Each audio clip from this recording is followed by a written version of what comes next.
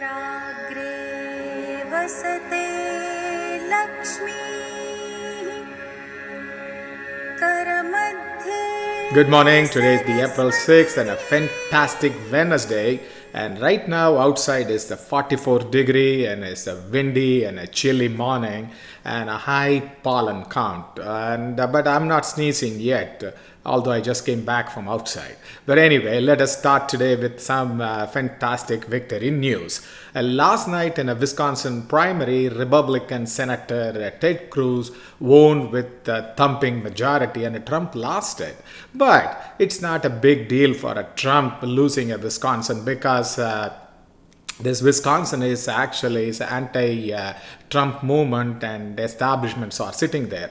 The man, actually the governor of Wisconsin already endorsed Ted Cruz, and he was also withdrawn the presidential candidate, and also the Speaker of the United States Congress, Senate, Paul Ryan is come from the Wisconsin. So all these factors joined together and they were fighting. And most importantly, Wisconsin also has a very unique and a notorious individuality.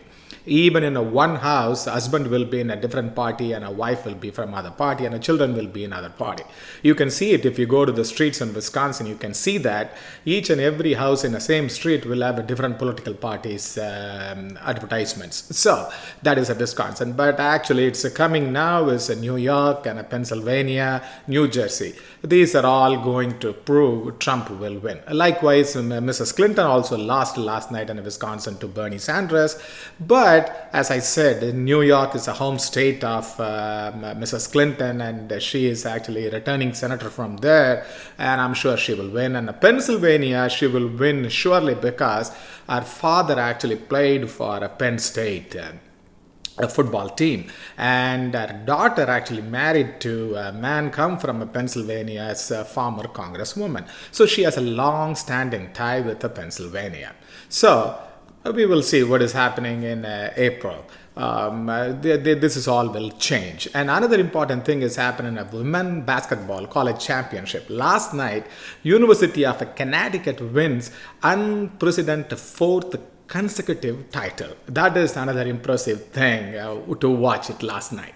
And the most important thing what is happening right now is President Obama's inversion curbs kill Pfizer's $160 billion Allergan deal. The Allergan, the company which is actually makes the Botox. And this company was supposed to merge with the Pfizer, or the Pfizer is actually merging with the Allergan in order to evade the tax. What they were doing is the decision to end the biggest tax inversion ever attempted, which would have seen Pfizer slash its tax bill by redomiciling to Iceland, where Allergan is registered. Came a day after the US Treasury unveiled new rules to curb inversions. What they were trying to do is, if you are an American company, goes into the foreign just a street address, and they will actually evade a lot of tax. So President Obama's administration yesterday all of a sudden brought this rule through the US Treasury Department. This is actually what they did was, and even if you merge with this inversion rules, what happens is it's not easy for you to take all the profit and the monies what you make in America to the Ireland. So obviously the Allergan and the Pfizer deal went down. And when we'll come back to Panama Paper leaks, the Panama Papers, the biggest outcome actually happened yesterday evening. The Iceland Prime Minister Sigmundur Davíð resigned after the protest in their country.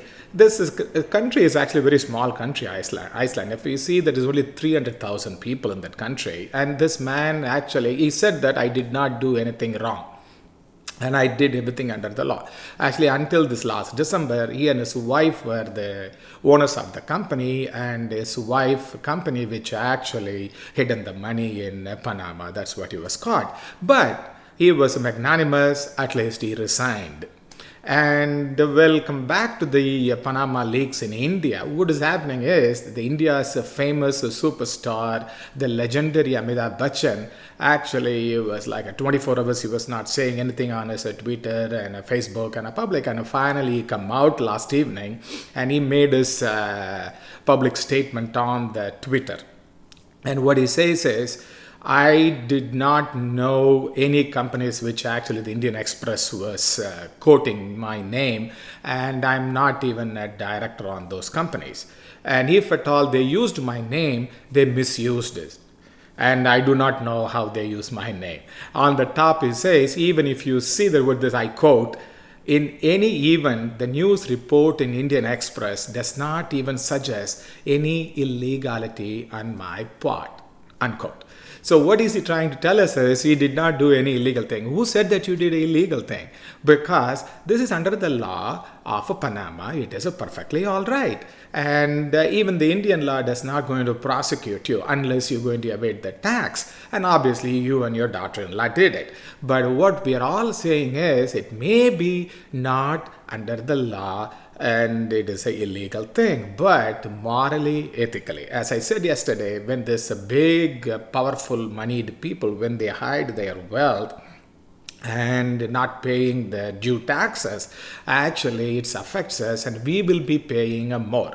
So what I want to tell them is, I wanted to quote them today from my favorite man, Lord Krishna, who taught the Mahabharata. And Lord Krishna says in Mahabharata, one who is self-controlled, detached, and who disregards all material pleasure will attain complete freedom from suffering.